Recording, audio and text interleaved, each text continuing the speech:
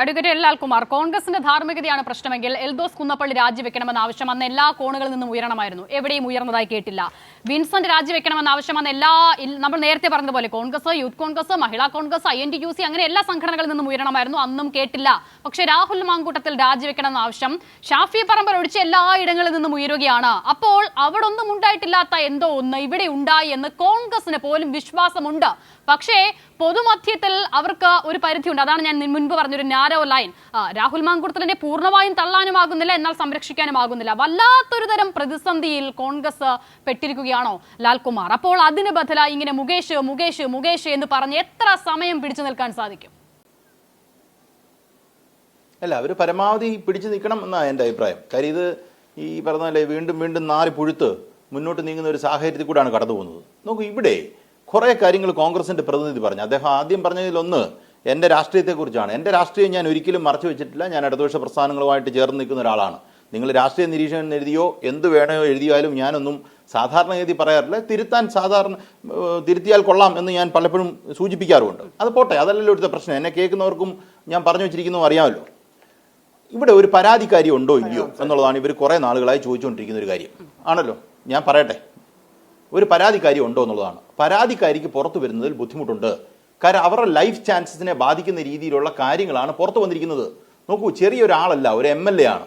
MLA ഒരു സ്ത്രീയെ misuse ചെയ്യുകയും അതുവഴി അവർ പ്രഗ്നന്റ് ആകുകയും അത് അബോർട്ട് ചെയ്തു എന്ന് പറയുമ്പം അവർ ഓപ്പണായിട്ട് വന്നു കഴിഞ്ഞാൽ അൺമാരിഡ് ആയിട്ടുള്ള ഒരു ലേഡി അവർ. അങ്ങനെ ഒരാളുടെ ലൈഫ് എന്തായിരിക്കും? ഒരു മാധ്യമപ്രവർത്തകരാണ് അവരെ. നമ്മളിപ്പം അവർ പുറത്തു വന്നു കഴിഞ്ഞാൽ അവരെ ഒരുപാട് പേര് കണ്ടിട്ടുള്ള ആൾക്കാരുണ്ടാവും. അവരുടെ ലൈഫ് പൂർണ്ണമായിട്ട് നഷ്ടപ്പെട്ടിട്ടില്ലേ? അതുകൊണ്ട് അവർക്ക് പുറത്തു വരാനൊന്നും പറ്റില്ല. ആ ധൈര്യത്തിലാണ് ഇവർ പറയുന്നത് പരാതിക്കാരി ഉണ്ടോ എന്ന്. അങ്ങനെ അത് സത്യം പറഞ്ഞാൽ വളരെ ബ്രില്യൻ്റ് ആയിട്ടാണ് ഈ കാര്യങ്ങൾ പുറത്തു കൊണ്ടുവന്നിരിക്കുന്നത്. കാര്യം എന്താ? അയാളുടെ തന്നെ ശബ്ദമടങ്ങുന്ന ഓഡിയോ പുറത്തു വിട്ടു. അവരായിരിക്കണമല്ലോ വിട്ടത്. കാര്യം അല്ലെങ്കിൽ ഇവർ രണ്ടുപേരിൽ ഒരാളല്ലേ വിടാൻ സാധ്യതയുള്ളൂ. ഞാനും വേറൊരാളും കൂടി സംസാരിക്കുന്നത് ഓഡിയോ മൂന്നാമതൊരാളുടെ വരണമെങ്കിൽ ഞാനോ ആ മറ്റൊരാളോട് തീരുമാനിക്കണോ? അല്ല, വരത്തില്ലല്ലോ. അപ്പം ഞാൻ വിചാരിക്കുന്നു ഈ പറയുന്ന അഗ്രീവ്ഡ് ആയിട്ടുള്ള പാർട്ടി തന്നെയാണ് ഇത് പുറത്തു വിട്ടിരിക്കുന്നത്. അവർ വളരെ ബ്രില്യൻ്റ് ആയിട്ട് ഇയാളുടെ കാപട്യം പുറത്തു വിട്ടു. അവരല്ലാതെ പിന്നെ എന്തോ ചെയ്യണം? ഇയാൾ മൂലം ഞാനാണോ ഏർപ്പെട്ടെന്ന് പറഞ്ഞ് പുറത്തു വരണോ? അവരുടെ ജീവിതം കളയാനോ? ആ ജീവിതം കളഞ്ഞു വെച്ചിരിക്കുന്നത് കൊണ്ടാണ് ഇയാൾക്കെതിരെ ഇത്രയും രാഷ്ട്രീയമായിട്ട് ഇവിടെ പ്രതികരണം ഉണ്ടാകുന്നത്. അത് നിങ്ങൾ മനസ്സിലാക്കണം. പരാതിക്കാരി ഇല്ല എന്ന് പറഞ്ഞാൽ പരാതി ഈ സമൂഹത്തിനാണ്. ഒരു MLA-ക്കെതിരെ ഉള്ള പരാതി ഈ സമൂഹത്തിനാണ്. നിങ്ങൾക്ക് ബോധ്യപ്പെടേണ്ടെന്നേ. നിങ്ങൾ ബോധ്യപ്പെടാനാണല്ലോ ഇവിടെ കാര്യങ്ങൾ പറയുന്നേ. നമ്മൾ പറയുന്ന കാര്യം കുറച്ച് ദിവസങ്ങളായി പറഞ്ഞുകൊണ്ടിരിക്കുന്ന കാര്യം ഉമാ തോമസിന് ബോധ്യപ്പെട്ടു, KPCC പ്രസിഡന്റ് ബോധ്യപ്പെട്ടു, രമേശ് ചെന്നിത്തലയ്ക്ക് ബോധ്യപ്പെട്ടു, VD സതീശന് ബോധ്യപ്പെട്ടു. അവരൊരു ഡിസിഷനിലേക്ക് വരാൻ നിൽക്കുന്നേ ഉള്ളൂ. പിന്നെ യൂത്ത് കോൺഗ്രസിന്റെ അകത്ത് കുറച്ച് പേർക്ക് രാഹുൽ മാങ്കൂട്ടത്തിൽ കൂട്ടത്തിൽ നിൽക്കുന്ന ആൾക്കാർക്ക് ബോധ്യപ്പെട്ടോ ഇല്ലയോ എന്നുള്ളതൊക്കെ ആരാ ഇവിടെ മൈൻഡ് ചെയ്യുന്നത്? നിങ്ങളെ ബോധ്യപ്പെടുത്താനല്ല ഇവിടെ പറയുന്നത്, ജനങ്ങളെ ബോധ്യപ്പെടുത്താനാണ്. ജനങ്ങൾ ബോധ്യപ്പെടുന്നുണ്ടെന്നാണ് ഞങ്ങൾ മനസ്സിലാക്കുന്നത്. അതുകൊണ്ടാണ് നിങ്ങൾക്ക് ഇങ്ങനൊരു തീരുമാനത്തിലേക്ക് വരാൻ, ആദ്യത്തെ തീരുമാനത്തിലേക്ക് വന്നത് രണ്ടാമത്തെ തീരുമാനത്തിലേക്ക് വരുമെന്ന് നമ്മൾ പ്രതീക്ഷിക്കുന്നത്. പിന്നെ അദ്ദേഹം പറഞ്ഞൊരു 1-2 കാര്യങ്ങൾ പറയാനുണ്ട്, ഇടപെടരുത്. അദ്ദേഹം പറഞ്ഞൊരു കാര്യം, ആഭ്യന്തര വകുപ്പിന്റെ പരാജയം കൊണ്ടായിരിക്കത്തില്ലേ ഇത് സംഭവിച്ചത്? പരാതിക്കാർക്ക് പോലും മുന്നോട്ട് വരാൻ. നിങ്ങൾ ഈ ആഭ്യന്തര വകുപ്പിന്റെ വീക്ക്നെസ് കാണിക്കാൻ ഇതുപോലത്തെ പണി ഒരുപാട് ചെയ്യരുതേ. കാര്യം ആഭ്യന്തര വകുപ്പ് പിണറായി വിജയൻ മോശക്കാരനാണ്, പിണറായി വിജയന്റെ ആഭ്യന്തര വകുപ്പ് നന്നായിട്ട് പ്രവർത്തിക്കുന്നില്ല എന്ന് കാണിക്കാൻ വേണ്ടി നിങ്ങൾ ഇതുപോലത്തെ പ്രവൃത്തി യൂത്ത് കോൺഗ്രസ്സുകാർ ഒരുപാട് ചെയ്യാതിരിക്കുന്നതായിരിക്കും നല്ലത്. അങ്ങനെ ഒരു പരിപാടിയാണ് ഇവിടെ നടന്നുകൊണ്ടിരിക്കുന്നത്. അടുത്തത്, ചരിത്രപരമായ ഒരു തീരുമാനം എടുത്തു. ചരിത്രപരമായ ഒരു തീരുമാനം യൂത്ത് കോൺഗ്രസും എടുത്തു. ശരി, ചരിത്രപരമായ തീരുമാനം എന്തിനാ എടുത്തേ? എന്ത് കാര്യത്തിനാണ് എടുത്തേ? ചരിത്രപരമായി ഇതുവരെ ഒരിക്കലും ഉണ്ടാകാത്ത രീതിയിൽ കേരള രാഷ്ട്രീയത്തിൽ ഇതിൽ മോശമായ ഒരു അധപ്പതിച്ച അവസ്ഥ ഉണ്ടാകാൻ പറ്റാത്ത രീതിയിൽ ഒരു വിഷയം ഉണ്ടായി. അതുകൊണ്ടാണ് ചരിത്രപരമായ തീരുമാനം എടുത്തത്. അല്ലാതെ നിങ്ങൾ ഈ പറയുന്ന സ്ത്രീ സമൂഹത്തെ റെസ്പെക്ട് ചെയ്തുകൊണ്ട്, അല്ലെങ്കിൽ ഈ പറയുന്ന നവോത്ഥാന മൂല്യങ്ങൾ മനസ്സിൽ വെച്ച് നമുക്ക് ഇന്ന് തൊട്ട് ഇതിന് ഇന്നാണ് തീരുമാനം എന്ന് വിചാരിച്ചതല്ല. നിങ്ങൾക്ക് നിക്കക്കള്ളിയില്ലാതായി. കാര്യം അത്രത്തെ തോന്നിവാസം കാണിച്ചേച്ച് ആ തോന്നിവാസത്തെക്കുറിച്ച് കോൺഗ്രസിനുള്ളവർക്ക്, ഇദ്ദേഹം അറിയാമോ ഇല്ലയോ എന്ന് എനിക്കറിയത്തില്ല, കോൺഗ്രസിൽ നേതാക്കന്മാരോട് 2-3 പേരോട് വിളിച്ചു ചോദിച്ചാൽ മതി, അപ്പം പറയുമോ അവർ. ഇതിനകത്ത് ഇനി എന്താ ഇവരുടെ ഈ പ്രശ്നം എന്താണെന്നറിയോ? ഇയാളെ ഇപ്പോൾ MLA സ്ഥാനം ഈ ഒരു ചെറിയ പ്രശ്നമായിരുന്നെങ്കിൽ പോലും ഇവർ രാജിവെക്കണ്ട എന്ന് പറഞ്ഞേനേ. ഇനി ഈ സ്റ്റോറിലിരിക്കുന്ന എന്താണ്, ഇനി വരാനുള്ളത് എത്ര ഉണ്ടെന്ന് ഇവർക്ക് സംശയമുണ്ട്.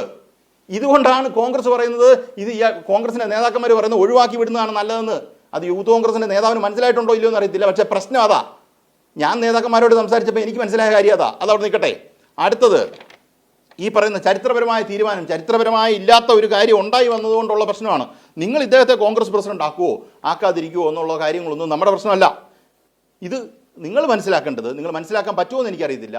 ഇത് അസാധാരണമായ ഒരു സിറ്റുവേഷനിൽ കൂടെ സമൂഹം കടന്നു പോകുന്നതുകൊണ്ടാണ്, സമൂഹത്തിന്റെ റെപ്രസെന്റേറ്റീവായിട്ടാണ് നിൽക്കുന്നത്. അതിന് നിങ്ങൾ എന്താ ചെയ്യുന്നത്?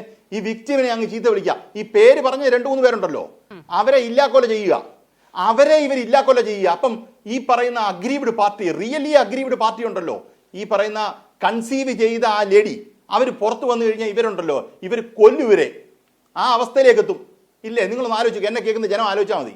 ഈ പറയുന്ന മോശമായ ഒരു മെസ്സേജ് അയക്കാൻ സാധ്യതയുണ്ട് എന്ന് പറഞ്ഞ 2 പേരെ ഈ പറയുന്ന സാംസ്കാരിക നായകന്മാരുടെ കൂട്ടത്തിൽ നിൽക്കുന്ന ഫോട്ടോ വരെ ഇട്ട് ഇത് മോശമായിട്ടുള്ളൊരു കാര്യമാണെന്ന് പറഞ്ഞ് പ്രചരിപ്പിക്കുകയാണ് യൂത്ത് കോൺഗ്രസും ലീഗിന്റെ പ്രതിനിധികളും കൂടെ ചെയ്യുന്നത്. ഏത് ഈ ഹണി ഭാസ്കരനുമായിട്ട് ബന്ധപ്പെട്ട കാര്യത്തിൽ അവർ പോസ്റ്റ് എഴുതി അവർ മുഖ്യമന്ത്രിക്ക് പരാതി കൊടുത്തു.